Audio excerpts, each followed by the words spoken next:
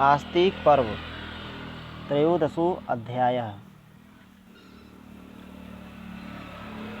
जरत्कारु का अपने पितरों के अनुरोध से विवाह के लिए उद्यत होना।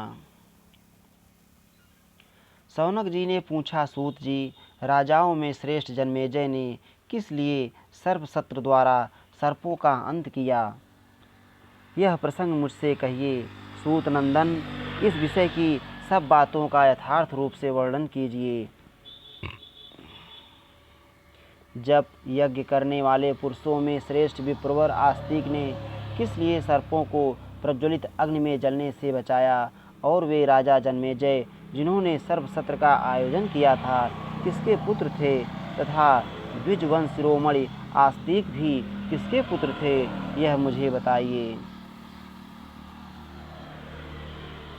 उग्रश्रवा जी ने कहा, ब्राह्मण, आस्तिक का उपाख्यान बहुत बड़ा है। वक्ताओं में श्रेष्ठ यह प्रसंग जैसे कहा जाता है वह सब पूरा पूरा सुनो। शौनक जी ने कहा, सूत नंदन, पुरातन ऋषि एवं यशस्वी ब्राह्मण आस्तिक की इस मनोरम कथा को मैं पूर्ण रूप से सुनना चाहता हूँ। उग्रश्रवा जी ने कहा, शौनक जी, ब्राह्मण लोग इस इतिहास को बहुत पुराना बताते हैं। पहले मेरे पिता लोमहर्षण जी ने, जो व्यास जी के मेधावी शिष्य थे, ऋषियों के पूछने पर साक्षात श्री कृष्णद्वैपायन व्यास के कहे हुए इस इतिहास का नैमिषारण्यवासी ब्राह्मणों के समुदाय में वर्णन किया था। उन्हीं के मुख से सुनकर मैं भी इसका यथावत वर्णन करता हूँ। शौनक जी, यह आस्तिक मुनि का उपाख्यान सब पापों का नाश करने वाला है। आपके पूछने पर मैं इसका पूरा पूरा वर्णन कर रहा हूँ। आस्तिक के पिता प्रजापति के समान प्रभावशाली थे। ब्रह्मचारी होने के साथ ही उन्होंने आहार पर भी संयम कर लिया था। वे सदा उग्र तपस्या में संलग्न रहते थे। उनका नाम था जरत्कारु। वे ऊर्ध्वरेता और महान ऋषि थे। यायावरों में उनका स्थान सबसे ऊंचा था। वे धर्म के ज्ञाता थे। एक समय तपोबल से संपन्न उन महाभाग जरत्कारु ने यात्रा प्रारंभ की। वे मुनि वृत्ति से रहते हुए जहाँ शाम होती वहीं डेरा डाल देते थे। वे सब तीर्थों में स्नान करते हुए घूमते थे। उन महातेजस्वी मुनि ने कठोर व्रतों की ऐसी दीक्षा लेकर यात्रा प्रारंभ की थी जो अजितेंद्रीय पुरुषों के लिए अत्यंत दुस्साध्य थी।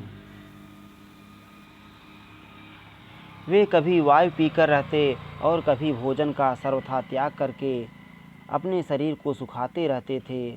उन महर्षि ने निद्रा पर भी विजय प्राप्त कर ली थी, इसलिए उनकी पलक नहीं लगती थी। इधर उधर विचरण करते हुए वे प्रज्वलित अग्नि के समान तेजस्वी जान पड़ते थे। घूमते घूमते किसी समय उन्होंने अपने पितामहों को देखा, जो ऊपर को पैर और नीचे को सिर किए एक विशाल गड्ढे में लटक रहे थे। उन्हें देखते ही जरत्कारु ने उनसे पूछा, आप लोग कौन हैं जो इस गड्ढे में नीचे को मुख किए लटक रहे हैं? आप जिस वीरण स्तंभ खस नामक तिनकों के समूह को पकड़कर लटक रहे हैं, उसे इस गड्ढे में गुप्त रूप से नित्य निवास करने वाले चूहे ने सब ओर से प्रायः खा लिया है। पितर बोले, ब्राह्मण, हम लोग कठोर व्रत का पालन करने वाले यायावर नामक मुनि हैं। अपनी संतान परंपरा का नाश होने से हम नीचे पृथ्वी पर गिरना चाहते हैं। हमारी एक संतति बच गई है जिसका नाम है जरत्कारु। हम भाग्यहीनों की वह अभागी संतान केवल तपस्या में ही संलग्न है। वह मूढ़ पुत्र उत्पन्न करने के लिए किसी स्त्री से विवाह करना नहीं चाहता है। अतः वंश परंपरा का विनाश होने से हम यहाँ इस गड्ढे में लटक रहे हैं। हमारी रक्षा करने वाला वह वंशधर मौजूद है, तो भी पापकर्मी मनुष्यों की भांति हम अनाथ हो गए हैं। साधु शिरोमणे, तुम कौन हो जो हमारे बंधु बांधवों की भांति हम लोगों की इस दयनीय दशा के लिए शोक कर रहे हो? ब्राह्मण, हम यह जानना चाहते हैं कि तुम कौन हो जो आत्मी की भांति यहाँ हमारे पास खड़े हो। सत्पुरुषों में श्रेष्ठ हम सोचनीय प्राणियों के लिए तुम क्यों शोक मग्न होते हो? जरत्कारु ने कहा, महात्माओं, आप लोग मेरे ही पितामह और पूर्वज पितृगण हैं। स्वयं मैं ही जरत्कारु हूँ।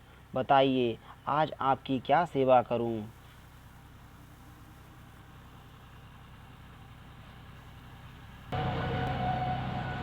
पितर बोले, तात, तुम हमारे कुल की संतान परंपरा को बनाए रखने के लिए निरंतर यत्नशील रहकर विवाह के लिए प्रयत्न करो। प्रभो, तुम अपने लिए, हमारे लिए अथवा धर्म पालन हो, इस उद्देश्य से पुत्र की उत्पत्ति के लिए यत्न करो। तात, पुत्र वाले मनुष्य इस लोक में जिस उत्तम गति को प्राप्त होते हैं, उसे अन्य लोग धर्मानुकूल फल देने वाले भली भांति संचित किए हुए तप से भी नहीं पाते। अतः बेटा, तुम हमारी आज्ञा से विवाह करने का प्रयत्न करो और संतानोत्पादन की ओर ध्यान दो। यही हमारे लिए सर्वोत्तम हित की बात होगी। जरत्कारु ने कहा, पितामहगण, मैंने अपने मन में यह निश्चय कर लिया था कि मैं जीवन के सुख भोग के लिए कभी ना तो पत्नी का परिग्रह करूँगा और ना धन का संग्रह ही, परंतु यदि ऐसा करने से आप लोगों का हित होता है तो उसके लिए अवश्य विवाह कर लूँगा, किंतु एक शर्त के साथ। मुझे विधिपूर्वक विवाह करना है।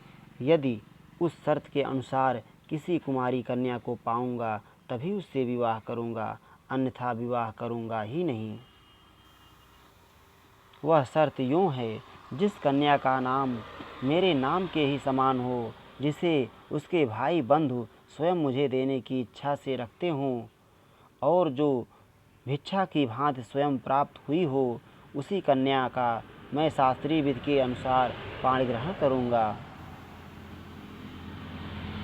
विशेष बात तो यह है कि मैं दरिद्र हूँ, भला मुझे मांगने पर भी कौन अपनी कन्या पत्नी रूप में प्रदान करेगा। इसलिए मेरा विचार है कि यदि कोई भिक्षा के तौर पर अपनी कन्या देगा तो उसे ग्रहण करूँगा। पितामहों, मैं इसी प्रकार इसी विधि से विवाह के लिए सदा प्रयत्न करता रहूँगा, इसके विपरीत कुछ नहीं करूँगा। इस प्रकार मिली हुई पत्नी के गर्भ से यदि कोई प्राणी जन्म लेगा तो वह आप लोगों का उद्धार करेगा। अतः आप मेरे पितर अपने सनातन स्थान पर जाकर वहाँ प्रसन्नतापूर्वक रहें। इति श्री महाभारते आदि पर्वणि आस्तिक पर्वणि जरत्कारु तत्पितृ संवादे 13वां अध्याय। इस प्रकार श्री महाभारत आदि पर्व के अंतर्गत आस्तिक पर्व में जरत्कारु तथा उनके पितरों का संवाद नामक 13वां अध्याय पूरा हुआ। श्री राधा वल्लभ लाल की जय।